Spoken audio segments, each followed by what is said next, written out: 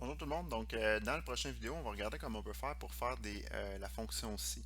Donc, pour utiliser la fonction si, juste pour vous mettre en contexte, dans le court exemple qu'on va utiliser à l'instant, en fait, c'est qu'on va faire, on va prendre pour acquis qu'on est dans une entreprise, puis que, en fonction d'un montant de base, donc sur lequel on va vouloir calculer, et le fait qu'un client est fidèle ou non, donc on va avoir un client qui est représenté fidèle par oui ou fidèle par non, on va appliquer un rabais à notre employé et le rabais va être simplement de 5% du montant qu'on va vouloir utiliser.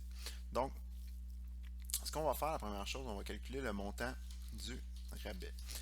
Lorsqu'on veut faire une fonction ci, comme on a vu en classe, en fait, on va utiliser la fonction, en fait, on va utiliser la valeur égale parce que c'est quelque chose qu'on va vouloir calculer. Et on va utiliser la fonction ci qu'on va venir ouvrir avec une parenthèse.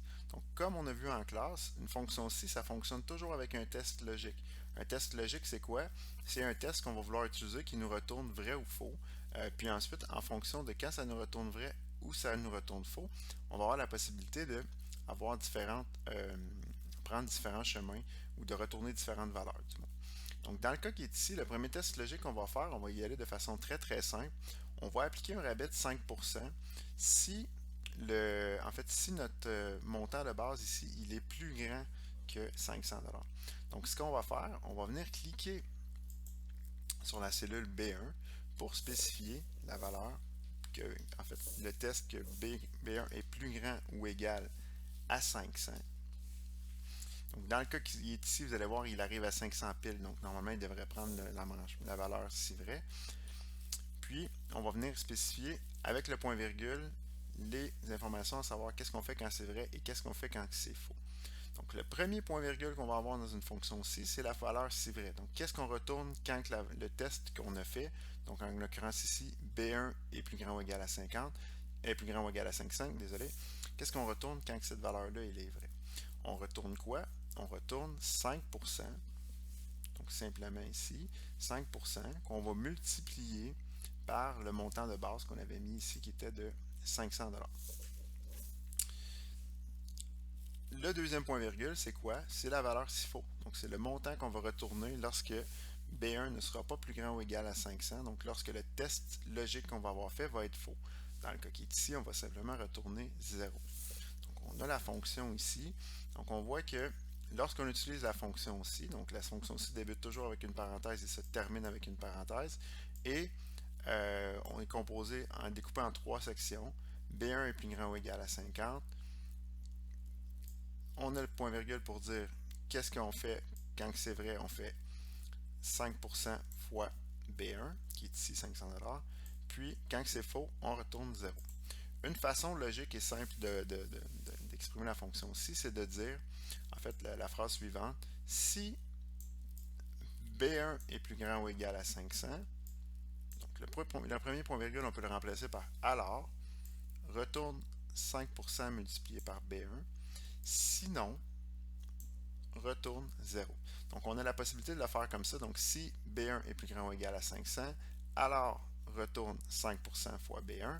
Sinon, retourne 0. Donc, on a la possibilité de l'exprimer comme ça. Donc, si on fait le test, on voit que ça nous retourne 25$. 25$, c'est quoi? C'est notre 5% du 500$ qui est ici.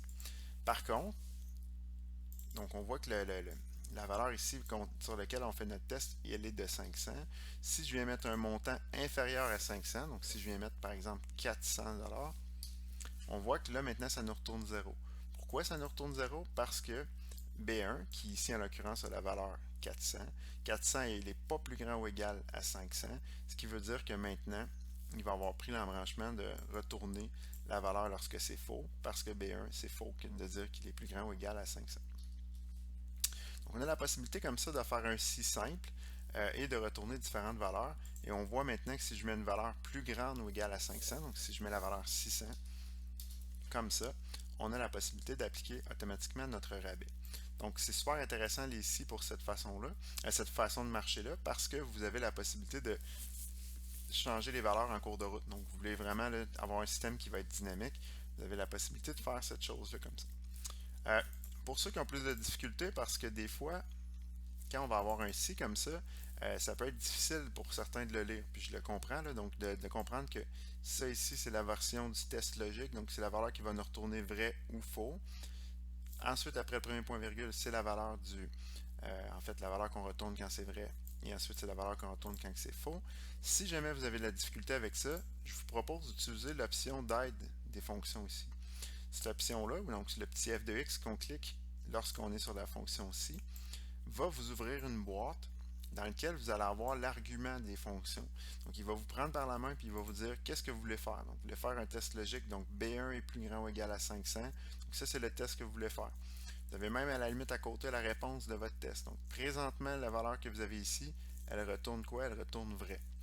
Puis là, maintenant, ici, vous avez la valeur si vrai, donc 5% fois B1. Qu'est-ce que ça retourne? Ça retourne 30. Puis la valeur, si ça avait été faux, qu'est-ce que ça retourne? Ça retournerait 0. Donc, vous avez la possibilité d'utiliser le panneau comme ça qui va probablement vous aider. Puis, vous avez même pour chacune des éléments une description détaillée de ce que vous avez à inscrire.